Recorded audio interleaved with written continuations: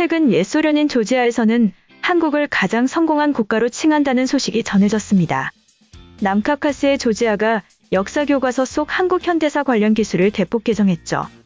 북한과 민족 간 전쟁을 치른 나라라는 기존의 내용이 빠른 경제성장과 민주화를 이뤄낸 세계에서 가장 부유하고 성공한 국가 중 하나로 바뀐 것인데요.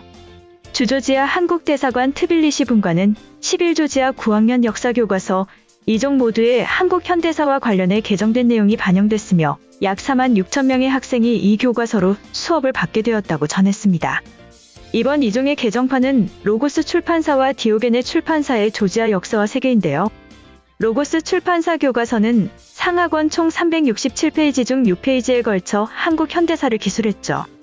특히 남한의 기적 단원에서는 전쟁 직후 남한은 빈곤한 농업국이었으나 시기별 각 정부의 노력으로 국가 발전을 이뤄냈다고 표현했습니다. 그리고 1993년 민주정권 창출에 힘입어 더욱 빠른 경제성장을 달성했으며 중공업 화학 및 기술산업에 적극적으로 투자한 결과 아시아의 4마리 용으로 불리는 국가로 발전할 수 있었다고 평가했죠. 또 남한은 환하게 빛나고 있지만 북한은 몇 지역을 제외하고 어둠에 묻힌 한반도의 야간 위성사진을 보여주며 이 위성사진은 우리에게 무엇을 말하는가라며 토론과제를 제시했습니다. 디오게네 출판사 교과서는 6.25 전쟁 이후 남북의 현 상황을 비교하면서 한국은 경제발전을 이룩하고 높은 교육 수준을 지닌 나라라고 소개했는데요. 특히 한국은 크게 진보의 세계에서 가장 부유하고 성공한 국가 중 하나가 됐다며 1960년대 대외원조 없이 생존하기 힘들었던 나라가 30년 만에 다른 빈곤국의 원조를 공유하는 나라로 변모했다고 설명했습니다. 이어 한국은 기술 발전 측면에서 세계 선도국이며 국내 총생산은 1조 6천억 달러로 한국보다 영토가 170배 큰 러시아와 비견할 수준이라고 강조했는데요. 아울러 삼성, LG, 현대와 같은 한국 기업은 모든 국가가 꿈꾸는 기업이며 반면 이런 한국의 성과와는 다르게 북한 공산주의 정권은 더 폐쇄적이고 잔혹하게 변모해갔다고 기술했죠. 냉전 시절 옛 소련에 속했던 조지아는 남한보다 북한과 친밀한 관계를 유지했으며 남한과 관련한 내용은 6.25 전쟁으로 피폐해졌으나 이후 경제 발전을 이뤘다는 정도의 간단한 설명이 전부였습니다. 이에 트빌리시 분관의 변승우 전문가는 연합뉴스와의 통화에서 조지아 역사 교과서 내 한국 관련 역사 기술이 부실하다고 판단했다며 한국의 민주주의 및 경제 발전 과정을 역사 교과서에 담을 수 있도록 조지아 교육부와 접촉했다고 밝혔죠. 트빌리시 분과는 한국 현대사와 관련해 한국학중앙연구원으로부터 영문 자료를 확보하고 자체적으로도 문헌을 검토하여 주요 내용을 압축 요약해 조지아 교육부에 전달했는데요. 이를 전달받은 조지아 교육부는 한국의 민주주의 및 경제 발전을 높이 평가하고 한국을 조지아 발전의 롤모델 국가로 제시하는 것이 좋겠다는 뜻을 전했습니다. 한편 이러한 한국의 위상이 달라짐에 따라 최근 세계에는 한국어 배우기 바람이 거세지고 있다는 소식이 전해졌습니다. 과거 한류 열풍을 중심으로 한국어 배우기 바람은 아시아권에 국한되어 있었죠.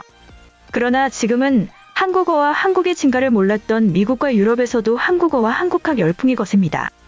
미국 현대언어협회는 최근 보고서에서 한국어가 미국 고등교육기관에서 수강생 비율이 증가한 몇 안 되는 외국어로 발돋움한 점에 주목했는데요. MLA에 따르면 2013년부터 2016년까지 미국 내 주요 15개 언어 가운데 한국어 수강자는 12,256명에서 13,936명으로 13.7% 상승했습니다. 같은 기간 프랑스어 수강자는 11.1%, 이탈리아어 수강자는 20.1% 감소했죠. 특히 중국어 수강자는 13.1% 줄었는데요. 지난 8일 미국 프린스턴대 한국어 프로그램 운영 책임자인 최호중 박사는 한국어와 한국학을 배우려는 학생들이 한국의 대중문화는 물론 사회 정치적 사안까지 관심이 깊다고 설명했습니다. 최 박사는 북한 정세나 인권 문제에 관심을 갖는 학생들이 상당히 많다며 국제학 측면에서 한국 전공에 대한 관심이 커져 수업을 듣는 학생도 많다고 전했는데요. 또한 미국 서부 명문대인 스탠퍼드대도 2017년부터 동아시아 언어문화학부의 한국학 전공과정을 신설했죠. 강환희 샌프란시스코 한국교육원장은 넷플릭스 드라마 오징어 게임 열풍에서 알 수 있듯이 한국 문화를 접하고 싶은 현지인이 늘어나고 있다면서 한국어 강좌 개설에 대한 요청이 증가하고 있다고 말했습니다. 스탠퍼드대에 이어 콜로라도 주립대는 최근 미국 대학생들 사이에서 한국어를 배우고자 하는 인원이 증가하면서 교양 한국어 학점 과정을 3학년까지 확대하는 방안도 추진되고 있는데요. 한국 정부도 급증한 한국어 교육 수요에 대응하여 내년에 해외 한국어 교육기관인 세종학당을 36곳을 추가할 계획입니다. 2017년까지만 하더라도 171곳에 지나지 않았던 세종학당이 지난해 말 기준 82개국에 234곳으로 증가했죠. 특히 지난달 영국 옥스퍼드 영어사전에 한글 단어 26개가 새롭게 추가된 것은 유럽 내에서 높아진 한국어의 영향력을 보여주는 상징적 사례이죠. 이와 관련해 영국 BBC는 넷플릭스 오징어 게임을 보든 방탄소년단 신곡을 듣든 간의 인생에서 한국 문화를 접했을 확률이 매우 높다며 OED 출판부 측을 인용해 우리 모두 한류의 절정을 경험하고 있다고 보도했습니다. 한국어 열풍의 진원지인 아시아에서도 여전히 학구열이 점점 더 높아지고 있죠.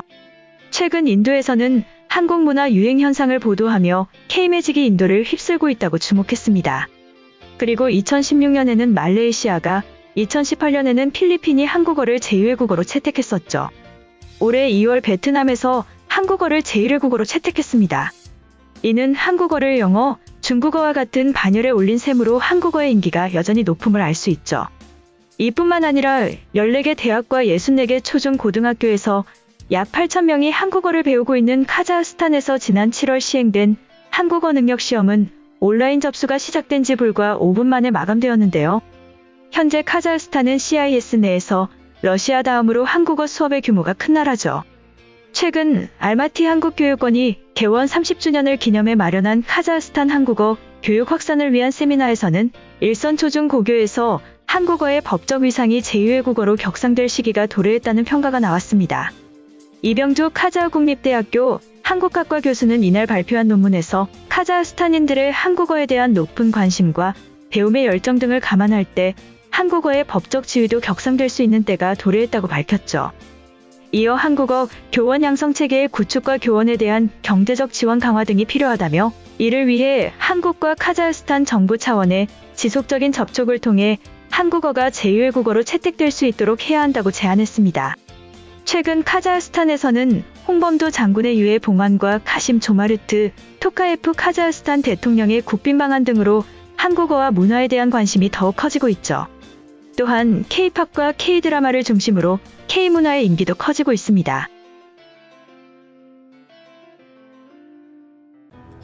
이번 영상은 여기까지고요. 제 영상이 도움이 되셨거나 세계 속 반응 더 보고 싶다 하시는 분들은 구독과 좋아요, 알람 설정까지 부탁드립니다. 다음에 또 봐요. 안녕.